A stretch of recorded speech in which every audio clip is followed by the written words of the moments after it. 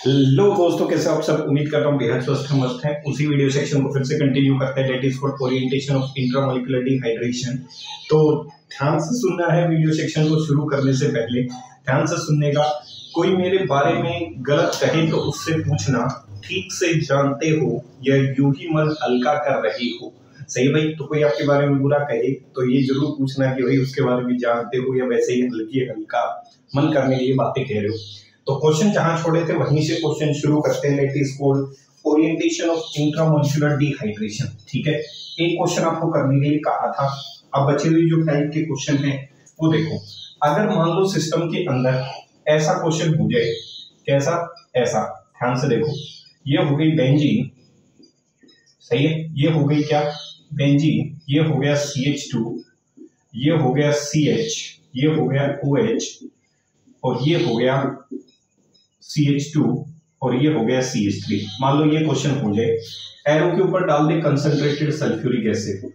सही है, अब आपको इतना तो पता है कि इंट्रामोलिकुलर डिहाइड्रेशन होगी। सही है, कार्बोकेटाइन की फॉर्मेशन होगी। कार्बोकेटाइन को पड़ोसी से हाइड्रोजन मिलेंगे। एक पड़ोसी हाइड्रोजन यहाँ है तो एक अल्कीन तो ये बन सकती है, एक पड़ोसी ये है, एक अल्कीन ये बन सकती है। तो देखो दो प्रोडक्ट बन सकते हैं। मैं आपको दोनों प्रोडक्ट बना के दिखा रहा हूँ। एक प्रोडक्ट बन सकता है benzene CH double bond CH CH2 CH3। सही, कार्बन चेक करो, 1 2 3 4 कार्बन है। ये जो प्रोडक्ट होगा it is a major product.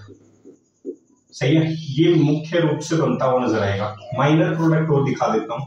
Minor product कहता है कि बेंजीन हुई, सही है, और ये हो गया CH2 और ये हुआ CH, ये हो गया डबल बॉन्ड CH और ये हो गया CH3। ये प्रोडक्ट होगा माइनर प्रोडक्ट। अब क्वेश्चन ये कि ऊपर वाला मेजर क्यों, नीचे वाला माइनर क्यों। देखो ऊपर वाला मेजर इसलिए है, डबल सिंगल, इसमें बेंजीन में double system, that is called major product resonance stabilized है। ऊपर वाला जो है वो रेजोनेंस क्या है, स्टेबलाइज्ड। सही है, रेजोनेंस उसको फेवर कर रहा है, उसकी स्टेबिलिटी को बढ़ा रहा है। यहाँ किसी भी प्रकार की कोई रेजोनेंस नहीं है। एक तो ये अल्काइल ग्रुप स्टेबलाइज्ड है, दूसरा ज्यादा से ज्यादा आप इसमें क्या कर सकते हो, हाइपर कंजुगेशन का केस इंट्रोड्यूस कर सकते हो कि sp2 कार्बन से आगे वाला कार्बन sp3 होना चाहिए, उसके पास जो हाइड्रोजन होंगे that is called alpha hydrogen.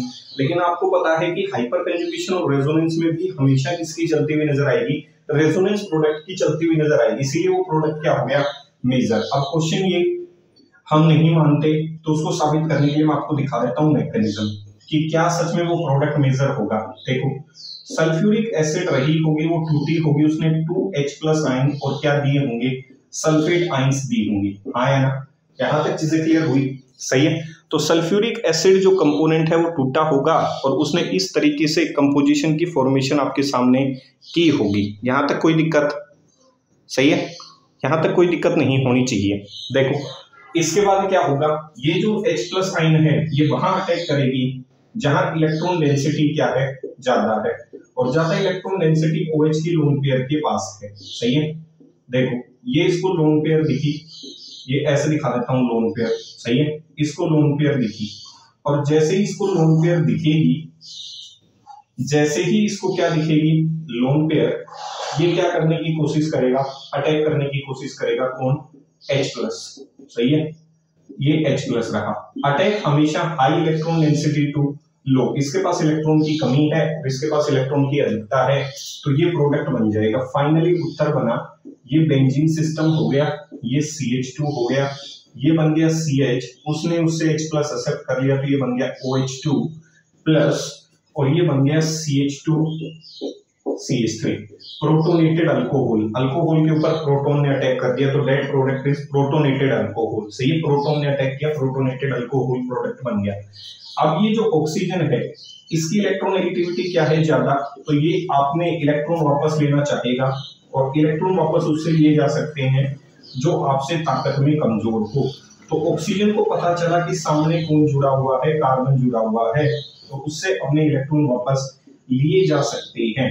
तो जैसे इसको मौका मिलेगा ये कार्बन से इलेक्ट्रॉन खींच लेगा ऐसे, और जैसे इसने इलेक्ट्रॉन खींचे, कंसंट्रेटेड सल्फ्यूरिक एसिड जो है वो किसका काम करती है, डिहाइड्रेटिंग एजेंट का काम करती है। तो सल्फ्यूरिक एसिड कैटलिस्ट ने अपना काम कर दिया और यहाँ से वाटर मॉलिक्यूल को क्या करवा लिया, रिमूव करवा दिया तो फाइनली प्रोडक्ट बन गया ये। सही है, यहां तक किसी को कोई दिक्कत तो चेक करो, देख लो भाई, यहां तक कोई दिक्कत नहीं होनी चाहिए। सही है, यहां तक कोई भी दिक्कत नहीं होनी चाहिए। स्टेप नंबर 4, अब देखो जो कार्बोकेटाइन बनी है, क्या बनी है ये कार्बोकेटाइन। अब इस कार्बन को अपने इलेक्ट्रॉन वापस चाहिए, तो मैंने सिखाया था कार्बोकेटाइन के बगल वाले कार्बन के पास हाइड्रोजन होने चाहिए, नहीं है तो रीअरेंजमेंट करके उसको एडजस्ट करके इस तरीके से अरेंज करो। अब देखो ये जो इस कार्बन को प्लस है, इसको हाइड्रोजन चाहिए, तो ये एक हाइड्रोजन क्या तो इससे ले सकता है या फिर इससे ले सकता है। मान लेते हैं अगर मान लो इसने इससे हाइड्रोजन लिया, ऐसे दिखा देता हूं इसको, अगर मान लो इसने इससे क्या लिया हाइड्रोजन, तो पहला जो प्रोडक्ट है वो ऐसे बना होगा। देखो पहला जो प्रोडक्ट है, प्रोडक्ट फर्स्ट, सही है, वो ऐसे बना होगा। अगर इसने इससे लिया तो उत्तर बन गया benzene CH double bond CH CH2CH3। Check करो ऊपर वाला जो मेजर प्रोडक्ट बना था। दूसरी पॉसिबिलिटी क्या हो सकती है, यहां से H ना ले। सही है, देख लेते एक बार पीछे कहीं प्रोडक्ट दिखे नहीं दिख रहे। सही है, दूसरी पॉसिबिलिटी क्या हो सकती है, इससे H ले ले, पड़ोसी से लेगा भाई, किससे लेगा पड़ोसी से। दूसरी पॉसिबिलिटी ये हो सकती है कि पड़ोसी से क्या ले ले H, ऐसे लिखा दो, इसका पड़ोसी ये भी है, इसका पड़ोसी कार्बन ये भी है और उसके पास हाइड्रोजन भी है, तो प्रोडक्ट नंबर 2। तो दूसरा प्रोडक्ट ये बन सकता है, दूसरा प्रोडक्ट क्या बनेगा, benzene CH2 CH double bond CH CH3। Check करो डबल सिंगल डबल, इसमें तो क्या है रेजोनेंस और उसमें क्या नहीं है रेजोनेंस, इसीलिए ये प्रोडक्ट क्या होगा मेजर प्रोडक्ट होगा। इस मैकेनिज्म से प्रोडक्ट बना होगा, कर सकते हो, यहां तक कोई दिक्कत नहीं होनी चाहिए। Product A product B, major product की फॉर्मेशन करनी है और मेजर प्रोडक्ट जो है वो आपका फिलहाल कौन सा है, बेंजीन वाला जो रेजोनेंस सिस्टम है वो है। यहां तक कोई दिक्कत है तो बता सकते हो। सही है, चले आगे। तो ये था भाई छोटा सा मैकेनिज्म इस क्वेश्चन के लिए, ये क्वेश्चन था। सही है, और ये इसका रीजन था, दैट इज मैकेनिज्म। साबित करिए कि वो प्रोडक्ट बने कैसे होंगे, कर लोगे। तो जब भी सिस्टम के अंदर बेंजीन सिस्टम आ जाती है तो आपको कोशिश करना है डबल बॉन्ड उस दिशा में लगाया जाए जिससे डबल बॉन्ड कंजुगेशन या आपके अनसैचुरेशन अवस्था में पहुंच जाए। सही है, तो डबल बॉन्ड उस दिशा में लगाओ जिस दिशा में बेंजीन सिस्टम मौजूद है, ताकि सिस्टम रेजोनेंस में आने की पूर्ण रूप से कोशिश करता हुआ नजर आए। तो डबल बॉन्ड उधर लगाने की कोशिश करनी है। तो ये है भाई क्वेश्चन। सही है, कुछ क्वेश्चन पीछे के वीडियो सेक्शन में करवा दिए थे, कुछ अलग टाइप के क्वेश्चन इसमें देख लो। दूसरा टाइप का क्वेश्चन देखो, दूसरा प्रकार का जो क्वेश्चन है वो थोड़ा हटके है। क्वेश्चन है CH3CH, इंपोर्टेंट है भाई ये CH3CH। देखो हर टाइप के एक क्वेश्चन इसलिए करवाए जा रहे हैं ताकि आप कंसेप्ट समझ सकें। CH3CH CH3 CHOH CH3 CH2CH3। सही है, छोटा सा क्वेश्चन है। एरो पे लिख दिया कंसंट्रेटेड सल्फ्यूरिक एसिड, एरो पे क्या लिख दिया कंसंट्रेटेड सल्फ्यूरिक एसिड। अब क्वेश्चन ये कि प्रोडक्ट बनेगा क्या। देखो अब एक दो बार पेन चलाओगे तो सीधा प्रोडक्ट बनने शुरू हो जाएंगे। ये H प्लस पानी निकला, ये कार्बोकेटाइन बन गई। सही है, अब कार्बोकेटाइन बनी तो ये यहां से हाइड्रोजन लेने की कोशिश करेगी, तो एक अल्कीन तो ये बन सकती है। दूसरी कहां से लेने की कोशिश करेगी, यहां से, तो दूसरी अल्कीन ये बन सकती है। तो पहली जो अल्कीन है वो बनी CH3 डबल बॉन्ड, क्या बन गई डबल बॉन्ड CH3 CH2CH3। सही है, एक प्रोडक्ट तो ये बनेगा। दूसरा जो प्रोडक्ट है वो चेक करो, दूसरा प्रोडक्ट ये बन सकता है। सही है, ये इधर शिफ्ट हो जाए, ये बन गया प्रोडक्ट फर्स्ट।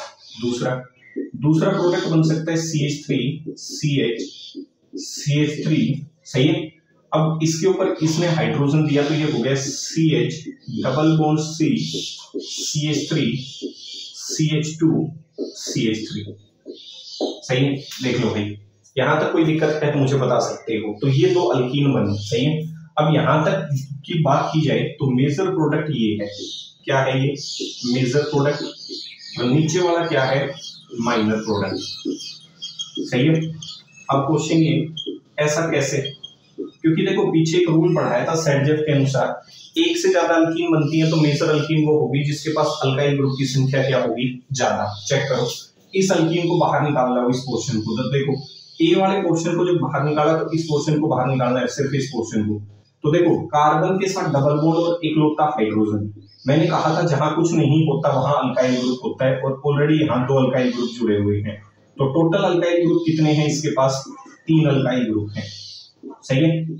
बी वाले को देखो, इसको चेक करो, माइनर वाले को, और ये है मेजर वाला। मेजर वाले के पास 3 अल्काइल ग्रुप, माइनर वाले के पास, और चेक करो इस पोर्शन को उठा लो। देखने का सबसे आसान तरीका है इस पोर्शन को उठाओ, C डबल बॉन्ड C, एक इसके पास H है, मैंने कहा था बची हुई पोजीशन पे अल्काइल ग्रुप होगा। ये इसके पास क्या है, अल्काइल ग्रुप है, और ये भी पूरा क्या है, अल्काइल ग्रुप। तो ये भी अल्काइल ग्रुप और ये भी क्या है, अल्काइल ग्रुप। ना कुछ समझ में आए तो C को देखो, C अकेला है, बाकी कुछ नहीं जुड़ा हुआ, ऐसे समझो। तो दोनों पोजीशन वेकेंट है तो दोनों अल्काइल ग्रुप है। तो यहाँ भी क्या हो गए, 3 अल्काइल ग्रुप। तो सेडजेफ रूल तो यहाँ कह रहा है कि दोनों की स्टेबिलिटी बराबर आनी चाहिए, लेकिन आपने ऊपर वाले की स्टेबिलिटी को कैसे दिखा दिया, तो 3 अल्काइल ग्रुप ही इसमें है, 3 इसमें है। देखो भाई, अल्काइल ग्रुप के अलावा स्टेबिलिटी ऑफ अल्कीन किस पे डिपेंड और करती है, stability of alkene also depends upon, stability of alkene is directly proportional to number of alpha hydrogen present, इस पे भी डिपेंड करती है। Stability of alkene is directly proportional to number of alpha hydrogen present, कितने hydrogen atom मौजूद हैं उस पे भी अल्कीन की स्टेबिलिटी डिपेंड करती है। तो number of alpha hydrogen atom present वो कैसे निकालोगे, किससे निकाले जाते हैं, बाय हाइपर कंजुगेशन। कौन सी स्ट्रक्चर से, बाय हाइपर कंजुगेशन। सही है। तो जितनी ज्यादा हाइपर कंजुगेटिंग स्ट्रक्चर्स होंगी बाय हाइपर कंजुगेशन, सही है, तो क्या कह सकता हूं, more is the number of hyperconjugating structures, more is the number of hyperconjugating structures. और हाइपर कंजुगेटिंग स्ट्रक्चर्स किस पे डिपेंड करती हैं, अल्फा हाइड्रोजन पे डिपेंड करती है। More is the number of hyperconjugating structures, more will be the stability of alkene, more will be the stability of alkene। जितनी ज्यादा हाइपर कंजुगेटिंग स्ट्रक्चर्स होंगी उतनी ही ज्यादा आप कह सकते हो क्या, अल्कीन की स्टेबिलिटी होती हुई नजर आएगी। more is the number of hyper conjugating structures present, more will be the stability of alkene। तो यहां तक आपको कोई भी दिक्कत नहीं होनी चाहिए कि अल्कीन की जो स्टेबिलिटी है वो सेडजेफ के अनुसार तो निकाली भी जा सकती है, इसमें कोई दो राय नहीं। लेकिन अल्कीन की स्टेबिलिटी जब अल्काइल ग्रुप की संख्या बराबर हो जाए तो आप किस तरीके से कैलकुलेट कर सकते हो, number of alpha hydrogen. Number of alpha hydrogen का केस हाइपर कंजुगेटिंग स्ट्रक्चर्स के द्वारा दिया जाता है। तो more is the number of alpha hydrogen, more will be the stability. Alpha आई किधर से, हाइपर कंजुगेशन से, जिसे आप नाथन बेकर इफेक्ट के नाम से भी जानते हो या नो बोन रेजोनेंस के नाम से भी जानते हो। तो जितनी ज्यादा हाइपर कंजुगेटिंग स्ट्रक्चर्स होंगी उतनी ज्यादा स्टेबिलिटी। पहचानोगे कैसे, sp2 कार्बन, पहचानने की ट्रिक बता देता हूं मैं आपको। sp2 कार्बन से आगे वाला कार्बन कैसा होना चाहिए, sp3 होना चाहिए, और उसके पास क्या होना चाहिए, हाइड्रोजन। वो हाइड्रोजन कैसा कहलाएगा, अल्फा। sp2 कार्बन ये कैसा है, sp2 कार्बन से आगे वाला कार्बन कैसा होना चाहिए, sp3 होना चाहिए, और उसके पास हाइड्रोजन मौजूद होना चाहिए, that is called alpha hydrogen according to hyperconjugating structure. ये होती है भाई कंडीशन, सही है। ये है कंडीशन किसकी, हाइपर कंजुगेशन की। sp2 कार्बन से, ये sp2 है, ये sp2 कार्बन से आगे वाला कार्बन sp3 हो और उसके पास अल्फा हाइड्रोजन मौजूद हो, उसके पास हाइड्रोजन मौजूद हो, दैट इज कॉल्ड अल्फा। पहचानने का तरीका इधर देखो, ये कार्बन कैसा है, sp2, कैसा कार्बन है भाई, sp2। ये भी कार्बन कैसा है, sp2। तो मैंने कहा sp2 कार्बन से आगे वाले कार्बन sp3 होना चाहिए और उसके पास अल्फा हाइड्रोजन होने चाहिए। तो इसके पास कितने हो गए, 3। तो ये हो गए, यहां से कितने, 3, इधर से भी कितने, 3। sp2 कार्बन है, ये देखो sp2 कार्बन से आगे वाला कार्बन sp3 होना चाहिए, ये नहीं हो सकता। इसको चेक करो, sp2 कार्बन से आगे वाला कार्बन कैसा होना चाहिए, sp3। सिर्फ आगे वाले की बात कर रहा हूं, इस कार्बन की बात नहीं, ये काउंट नहीं होगा क्योंकि sp2 के आगे कार्बन ये है ना कि ये तो इसके साथ चेन में जुड़ा हुआ है। तो 3 ये हो गए, 3 ये हो गए और 1 ये हो गया। अल्फा हाइड्रोजन की स्ट्रक्चर्स कितने अल्फा हाइड्रोजन हुए? यहाँ 7 अल्फा हाइड्रोजन हुए। मोर will be the number of alpha hydrogen, more will be the stability of alkyne. यहाँ चेक करो, ये कार्बन sp2 है और ये भी कैसा है sp2। sp2 से आगे वाला कार्बन sp3 होना चाहिए और उसके पास हाइड्रोजन होने चाहिए। sp2 से आगे वाला कार्बन sp3, तो दो तो अल्फा ये हो गए। sp2 कार्बन है, इससे आगे वाला कार्बन sp3, 3 अल्फा ये हो गए। sp2 कार्बन से आगे वाला कार्बन sp2 है तो ये नहीं हो सकता। sp2 वाले कार्बन से आगे वाला कार्बन कैसा होना चाहिए sp3, तो 1 अल्फा ये हो गया। तो 3 2 5 और 1 6। इसमें कितने अल्फा हाइड्रोजन हैं? 6। सही है, तो 6 अल्फा और इसमें कितने हैं? 7 अल्फा। तो ऊपर वाले में जितने ज्यादा अल्फा हाइड्रोजन होंगे उतनी ही ज्यादा अल्कीन की क्या होगी? स्टेबिलिटी। पहचानने का आपके लिए आसान सा तरीका बता दिया है। sp2 कार्बन से आगे वाला कार्बन sp3 होना चाहिए और उसके पास हाइड्रोजन होना चाहिए। sp2 कार्बन के पास अगर sp2 है, हाइड्रोजन है, तो वो हाइपर कंजुगेशन में नहीं जाएगा। sp2 से आगे वाला कार्बन sp3 है और उसके पास हाइड्रोजन है तो वो हाइपर कंजुगेशन में जाएगा। sp2 से आगे वाला कार्बन sp3 है लेकिन उसके पास क्या नहीं है? हाइड्रोजन मौजूद नहीं है। जैसे मैं कहूं ये है, सही है, ये केस मान लेता हूं, मान लो ऐसा कहीं आ जाए, सही है, मान लेता हूं ये।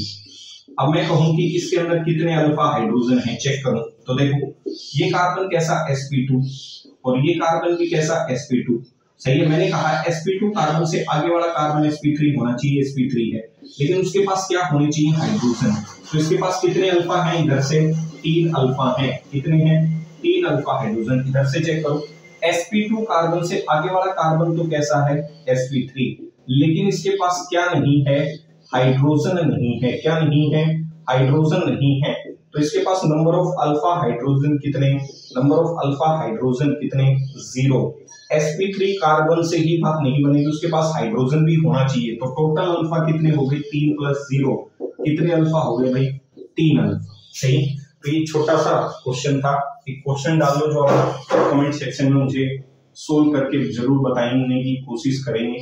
क्वेश्चन ये है, सही है, और इस क्वेश्चन में कंसेप्ट चलेगा रीअरेंजमेंट का। किसका? रीअरेंजमेंट का। सही है, इंपोर्टेंट क्वेश्चन है। कार्बोकेटाइन आपको पता है कि डिहाइड्रेशन से क्या बनती है? कार्बोकेटाइन। और कार्बोकेटाइन में क्या होती है? रीअरेंजमेंट। तो रीअरेंज करके सबसे ज्यादा स्टेबल अल्कीन बनाने की कोशिश करना। कार्बोकेटाइन जहां बनेगी, कार्बोकेटाइन आपके साथ रीअरेंजमेंट लेके आएगी, तो रिएक्शन में क्या होगी? रीअरेंजमेंट। क्यों?